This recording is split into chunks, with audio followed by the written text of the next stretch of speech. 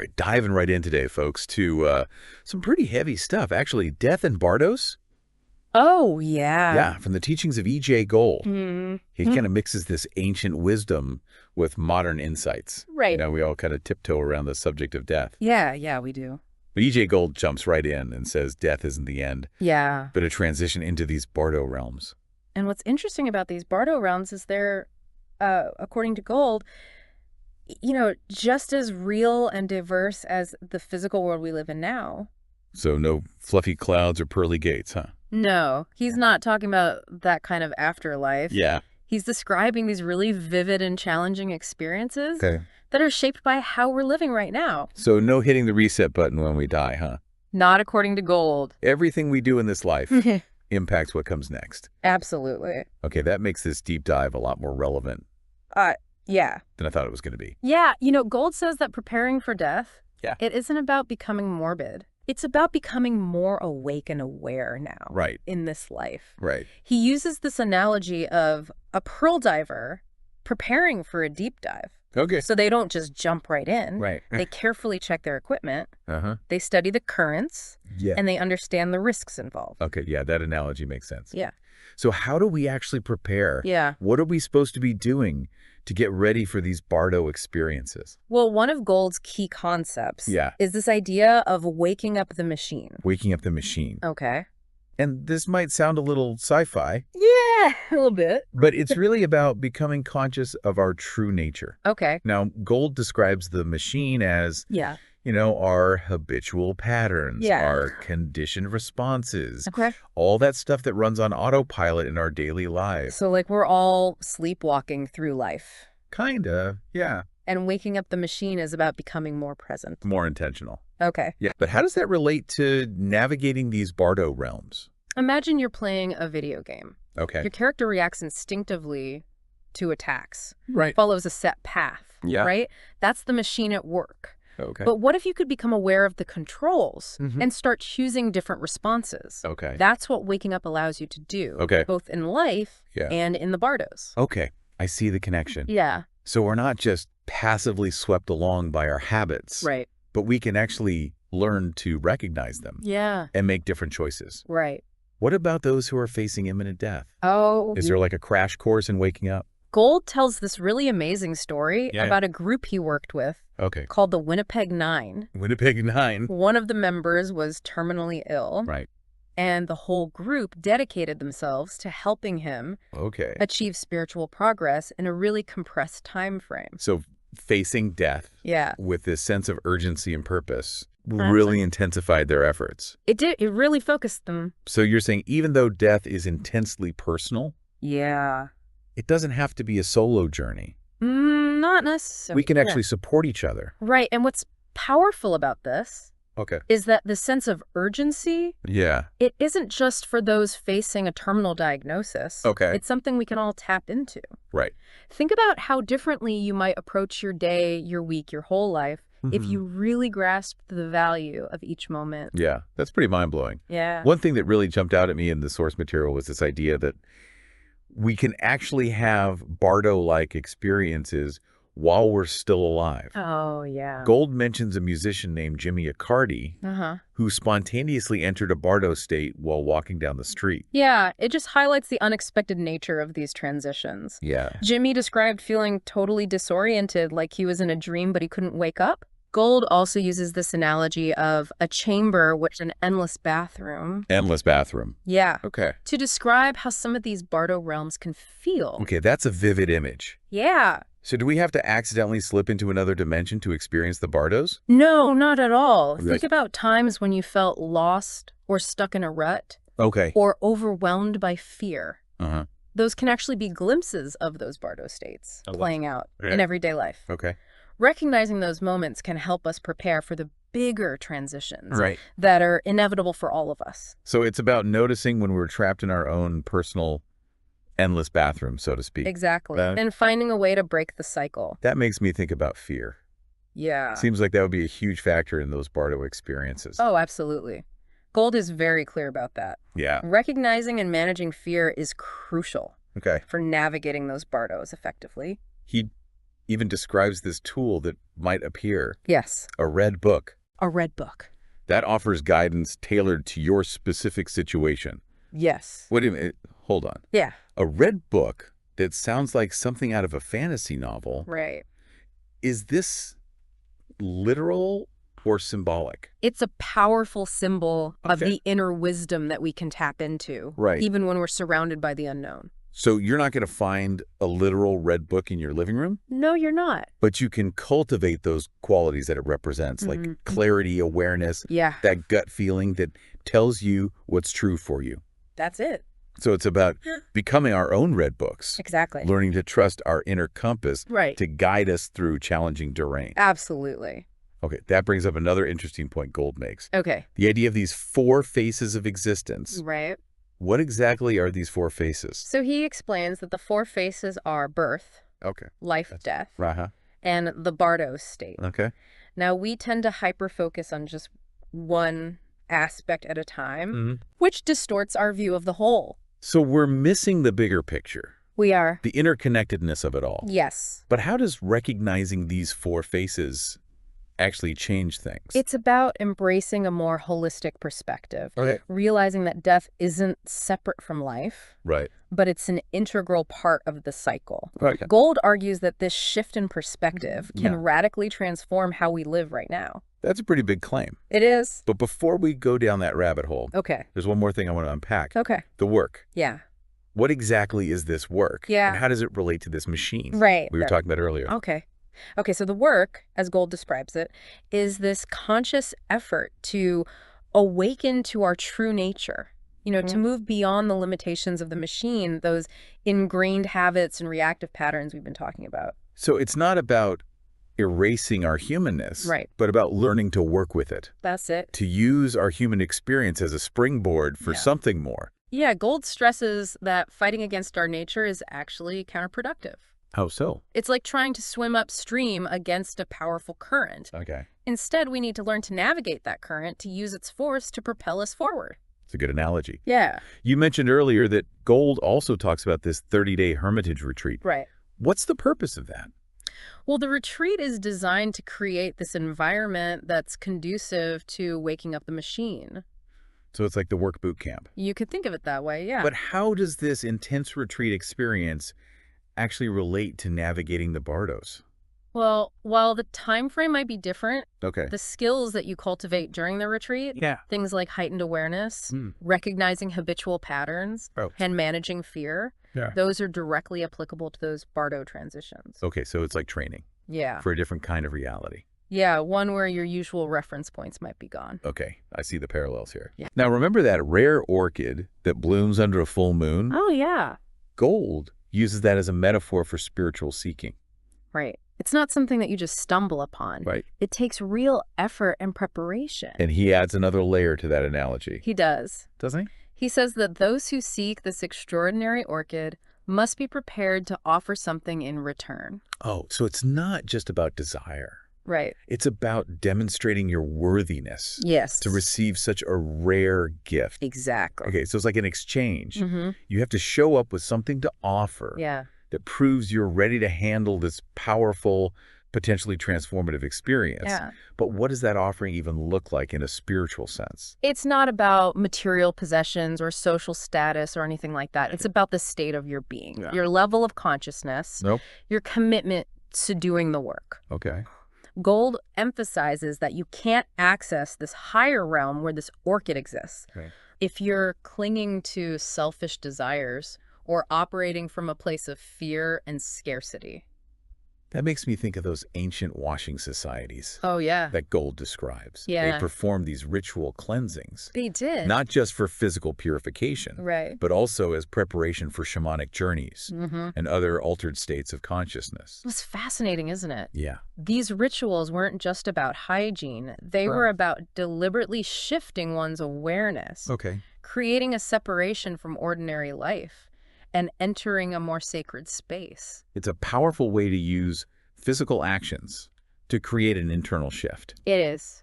So do you think there's a connection between these ancient practices and the kind of work Gold is talking about? Absolutely. Both emphasize the importance of intentionality, Okay. preparation, Right. and a willingness to step outside your comfort zone Okay. to access deeper levels of experience. So it seems like waking up the machine Yeah. is about equipping ourselves for that kind of journey, Right. whether it's literal or metaphorical. Exactly. But where do we even begin?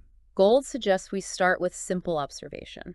Okay. Pay attention to your thoughts, Yeah. your reactions, the meaning that you assign to things. Uh-huh. Notice the patterns that keep you stuck, the fears that hold you back. That sounds a lot like mindfulness practice. Yeah, it is. But with a more directed focus Yeah. on those habitual patterns, Right. limiting beliefs. Okay. And once you start to see those patterns clearly, you can begin to make different choices. Right. And Gold emphasizes that this is an ongoing process. Okay. It's not a one-time fix. So there's no magic bullet. Not really. It's about consistent effort Yeah. and a commitment to the work. That's the key. And while that 30-day retreat is an accelerated version, Gold is clear that transformation can happen anywhere, anytime, Right. as long as you're willing to put in the effort. Okay. He even tells this funny story Oh, yeah. about a student who was so determined to attend this retreat that he was considering selling his truck to pay for it. Wow. And Gold, with his typical humor, suggested that the student just get a credit card and charge it. That's funny. Yeah. So the work isn't about deprivation Right. or hardship. No, it's about making choices that align with your deepest values. Right. And sometimes that requires, a little creativity and resourcefulness. Okay, makes sense. Yeah. Now back to the retreat for a moment. Okay. You mentioned that it simulates a bardo-like state. Yeah. What exactly does that mean? So Gold describes the waking state of the machine, Right. which is cultivated during the retreat, as Yeah. having parallels to the heightened awareness experienced in the bardos. Okay. He says that in this waking state, your perception shifts dramatically. You can see everything with incredible clarity, Right. as though the usual filters of perception have dissolved. It sounds almost superhuman. It is a radical shift in consciousness. Okay. Gold even compares it to astronauts training for weightlessness, saying that we should be preparing ourselves to function in the weightlessness of the absence of negative emotions. Absence of negative emotions. Yeah. Interesting. Which is characteristic of higher dimensions. So instead of being weighed down Right. by our reactive patterns, Yeah, we're learning to operate from a place of greater freedom and clarity. precisely.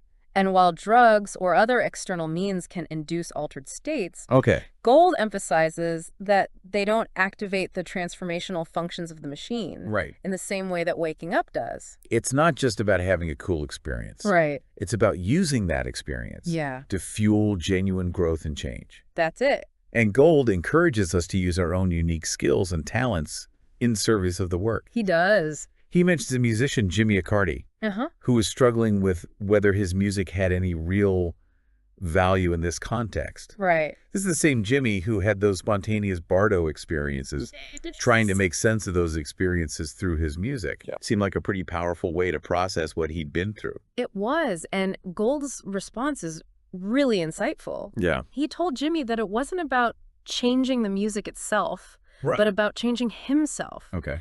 Using the music as a tool to work through those experiences Okay. and integrate them more fully. I love that. Yeah. It means that any creative pursuit, any passion can be a vehicle for this kind of transformation. It can.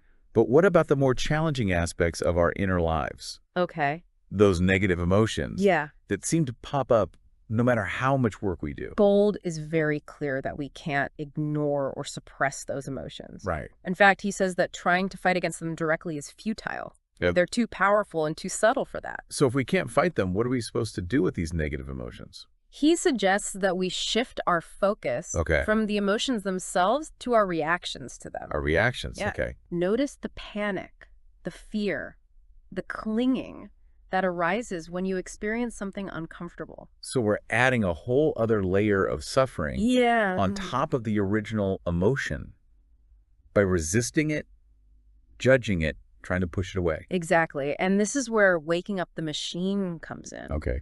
That heightened awareness allows you to observe those emotions Yeah. without getting caught in their grip, Right. to see them as passing phenomena Okay. rather than defining aspects of your identity. So it's like creating a space Yeah. between the emotion and the reaction Uh-huh.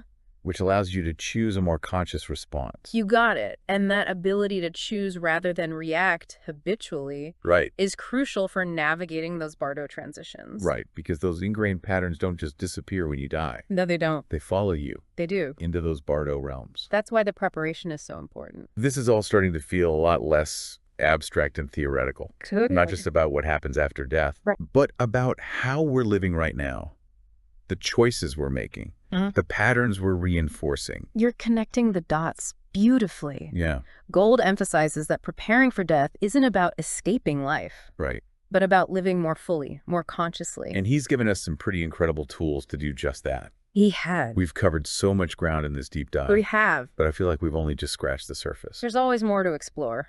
Yeah, especially with a teacher like E.J. Gold. Yeah.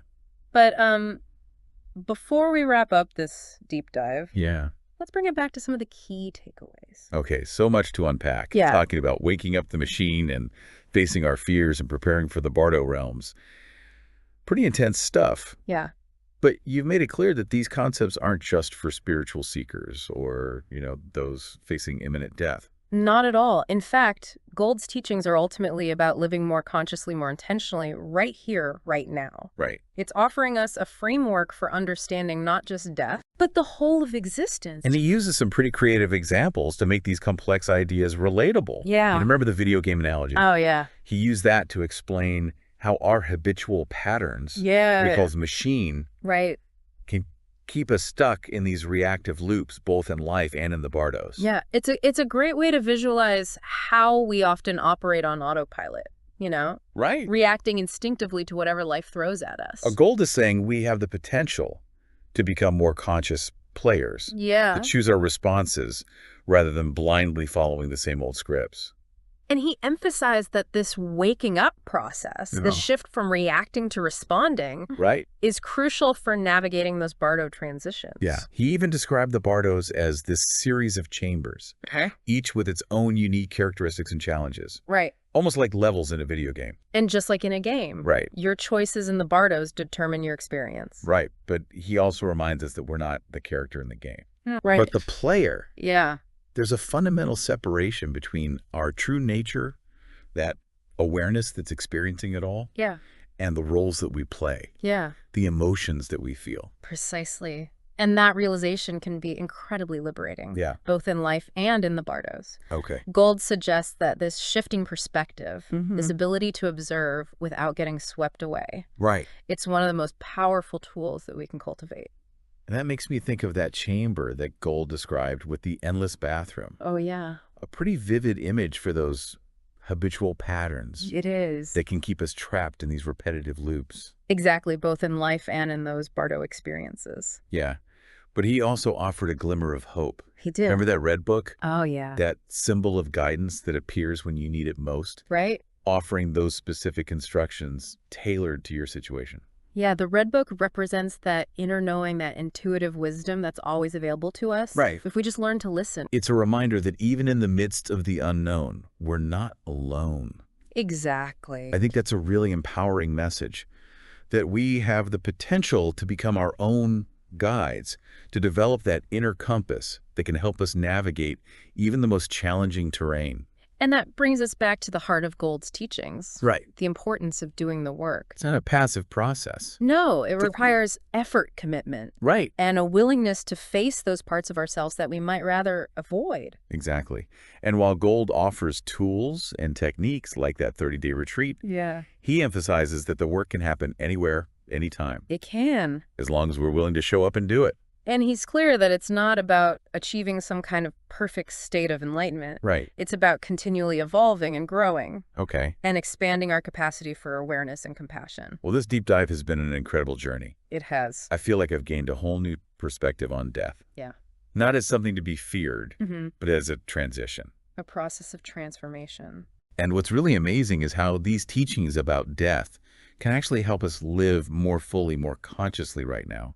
That's the beauty of it, you know? Right. By exploring these seemingly out there concepts, Mhm. we're actually delving into the depths of our own being, Right. uncovering hidden potentials and discovering new ways of being in the world. Well, dear listeners, we've reached the end of our deep dives into death and the bardos guided by the wisdom of E.J. Gold. We hope this exploration has sparked your curiosity, challenged your assumptions, and perhaps even inspired you to embark on your own journey of self-discovery. Until next time, keep exploring, keep questioning, and keep waking up